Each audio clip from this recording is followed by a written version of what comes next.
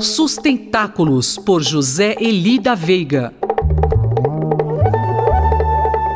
Professor José Eli da Veiga, bom dia. Qual será o tema de hoje em Sustentáculos? Bom dia, Quinto. Bom dia a todos. Nós vamos voltar ao assunto da coluna anterior, o G20, porque quem notou, nós fomos completamente contra a maré dos comentários em geral, que todos previam que não aconteceria nada, que essa reunião do G20 não teria a mínima importância.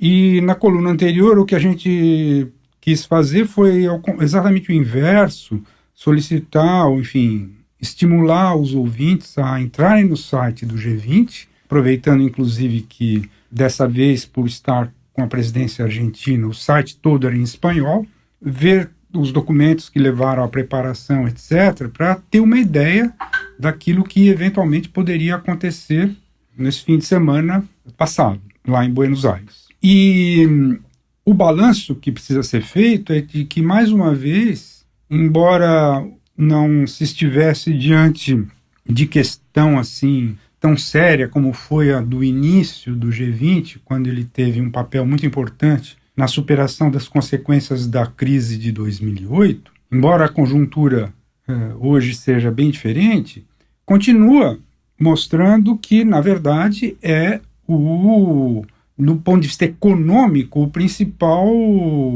a principal instância de governança mundial.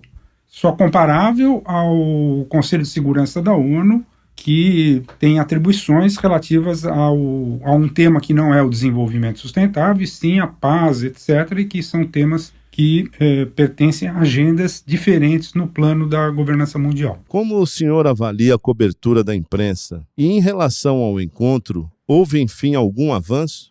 Então, o problema da cobertura de imprensa é que, depois do acontecido, aí todos os que diziam que não ia acontecer nada se centraram apenas na conversa do presidente dos Estados Unidos com o presidente da China, que levou a uma trégua na chamada guerra comercial. Então, você pode até dizer que isso nem é exatamente do G20, porque foi uma conversa posterior à reunião do G20, né?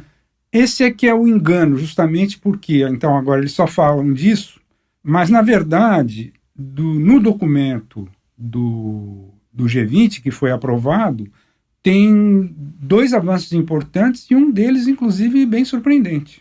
Um primeiro avanço foi decidir que haverá uma reforma da OMC, da Organização Mundial do Comércio. Isso é muito, muito importante porque justamente a Organização Mundial do Comércio padece de uma falta de mecanismos que, dentro do multilateralismo, permitam mais agilidade, como é o caso na ONU, por exemplo, se você comparar a ONU, toda a ONU, com o Conselho de Segurança, que é muito mais operacional do que a Assembleia Geral. Mas, além disso ter sido um avanço, houve também uma grande surpresa, porque havia durante o processo preparatório, havia uma resistência muito grande dos Estados Unidos que exigiam que não houvesse sequer menção ao Acordo de Paris sobre a questão climática. E, no entanto, a declaração do G20, não se sabe muito bem como essas resistências dos Estados Unidos foram superadas. A impressão que dá é que, na verdade, mais uma vez se confirmando, eu tratei a dita saída dos Estados Unidos do Acordo de Paris, quando isso ocorreu, há um ano atrás, como uma espécie de palhaçada. E cada vez mais está se confirmando. Tanto é que os Estados Unidos assinaram agora esse documento do G20 que reafirma os compromissos do Acordo de Paris em relação à questão climática.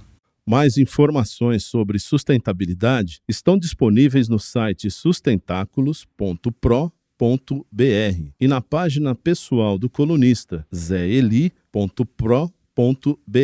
Eu, Antônio Carlos Quinto, conversei com o professor José Eli da Veiga para a Rádio USP.